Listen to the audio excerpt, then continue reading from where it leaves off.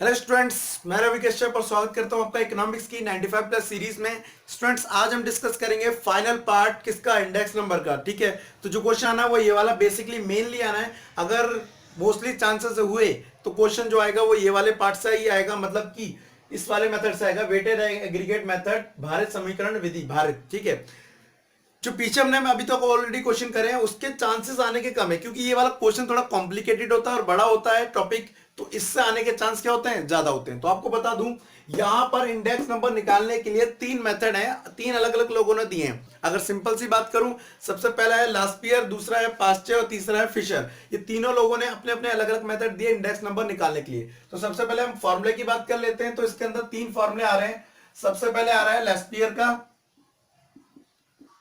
ठीक है। दूसरा आ रहा है यहां पे पैस्चे का,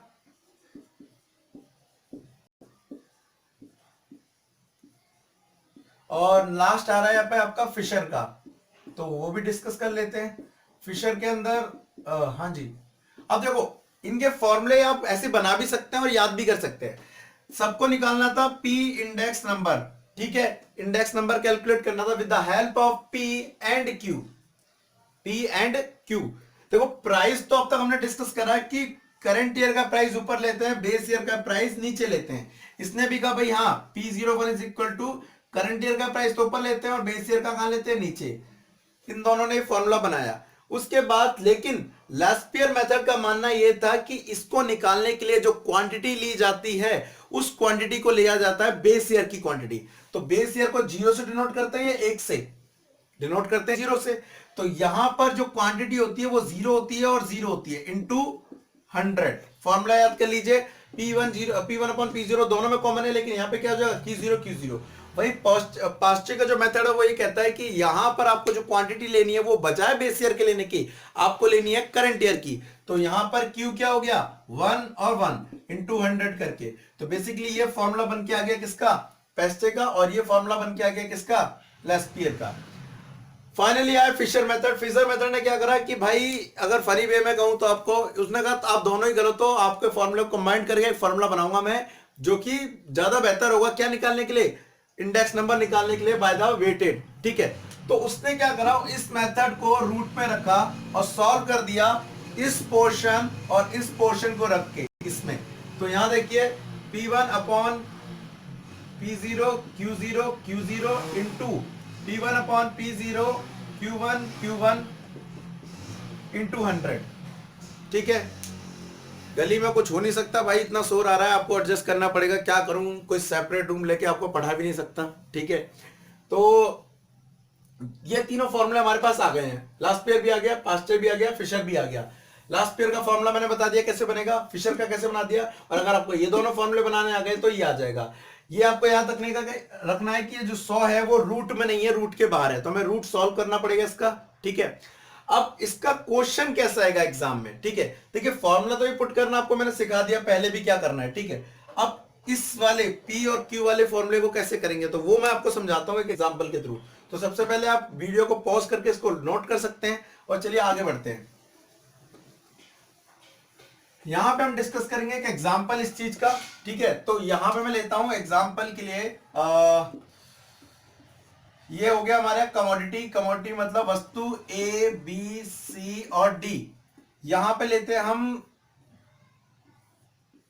2004 और यहां लेते हैं 2014।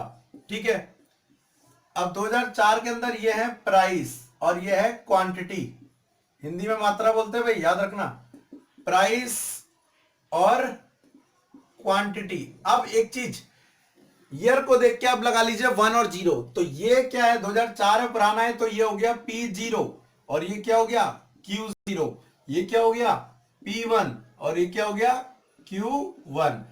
अब देखिए ये वैल्यूज आ चुकी है, इनकी वैल्यू हम कुछ भी भर लेते हैं, 2 5 7 6 1 2 3 4 4 3 2 1, कुछ ही वैल्यू भी मैं समझाने के लिए ले लेता हूं। ठीक है, ताकि कैलकुलेशन आपको ज्यादा हार्ड ना पड़े।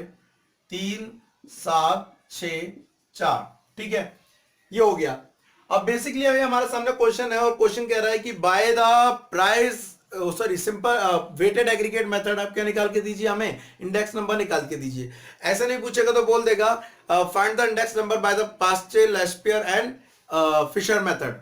तो देखिए उसको निकालने के लिए आपको वैल्यूज निकालनी पड़ेगी। देखिए सबसे पहले मैं अगर यहां बात करूं किसकी, लेस्पियर मेथड की, तो उस मेथड के अंदर जो फॉर्मूला है वो है P1 Q0 P0 Q0 into 100। ठीक है, तो हमें तो ये वैल्यू चाहिए होगी, P1 और Q0 चाहिए होगा।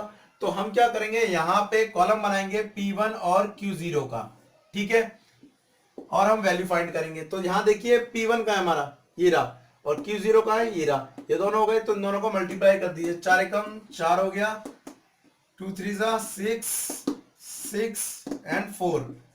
दूसरा हमें क्या चाहिए, P0 चाहिए और Q0 चाहिए। तो P चाहिए और Q0 चाहिए, ये कैलकुलेट कर लेते हैं। वेयर इज P0 Q0, ये दोनों रहे, इन दोनों को मल्टीप्लाई कर लेंगे। 2 1 2 10 21 और 6 चौक 24 हो गया आपका भाई। ठीक है, उसके बाद अब ये आप चाहें तो टोटल करके इनकी वैल्यू फाइंड करके आंसर पुट करके सॉल्यूशन कर सकते हैं, लेकिन अगर आपको फिशर मेथड भी करना है, आपको पास्चे भी करना है, तो उसको और सॉल्व करना पड़ेगा। तो चलिए पहले पूरा सॉल्व कर लेते हैं। उसके बाद अगर फॉर्मूला करें हम पास्चे का, तो वहां पे फॉर्मूला है P1 अपॉन P0, लेकिन Q1 और Q1 इंटू 100। तो हमें क्या निकालना पड़ेगा, P1 Q1 निकालना पड़ेगा। तो where is P1, this is P1, this is Q1। Now multiply कर दीजिए इनको, ये हो गया 12 21 12, कोई मल्टीप्लाई गलत हो जाए ठीक कर लेना भाई। उसके बाद फॉर्मूले में चाहिए P0 Q1, where is P0, this is P0 and this is Q1। तो 6 और इसके बाद 5 7 35 42 और 24। तो फाइनली हमारे पास सारी वैल्यूज आ चुकी हैं। अब आज को सम करके आप वैल्यू पुट कर दीजिए और आंसर निकाल लीजिए। इधर की बात करें 10, ये हो गया 20, ठीक है, 24 और एक 25, 25 और 20 मिला के हो गया आपका 45, 45 प्लस 10 55, ये हो गया 57, 21 और 2 23, 23 और 10 33, 33 और 2 35, 35 45 45 49। इधर की बात करें 41 हो गया, 35 और 6 41 और 42 मिला के हो गया 83, 83 में 20 जोड़ेंगे तो हो जाएगा 103 प्लस 107। ये मैंने कैलकुलेशन वर्बली कर दी ऊपर से, लेकिन अगर कोई भी कैलकुलेशन मिस्टेक हो तो आप उसे ठीक कर लेना, ठीक है। अब इसको पुट कर दीजिए फॉर्मूले में।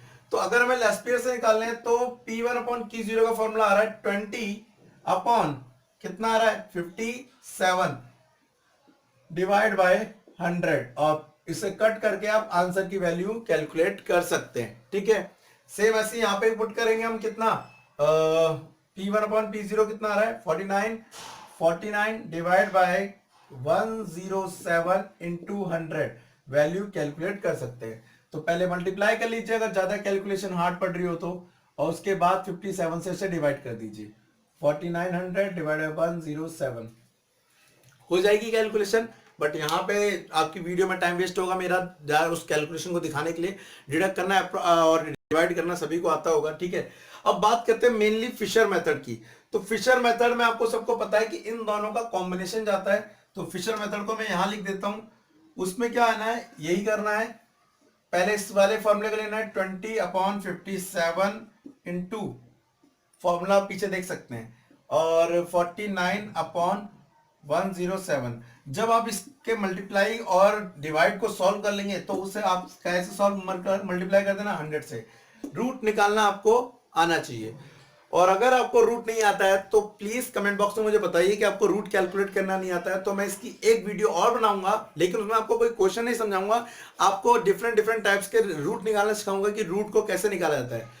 इसी में हिंदी में कहते थे भाग विधि द्वारा निकालना, ठीक है। तो अगर आता है आपको बहुत अच्छी बात है, और नहीं आता है तो मुझे कमेंट बॉक्स में बताइए ताकि मैं आपको निकाल के बताऊं। अभी मैंने डिडक्ट करके नहीं दिखाया just because of time waste होगा। आपको कैलकुलेशन करना आता है, वैसे मेरी कैलकुलेशन बहुत ज्यादा मिस्टेक हो ही जाती है। तो आज के लिए thank you, tata and bye bye.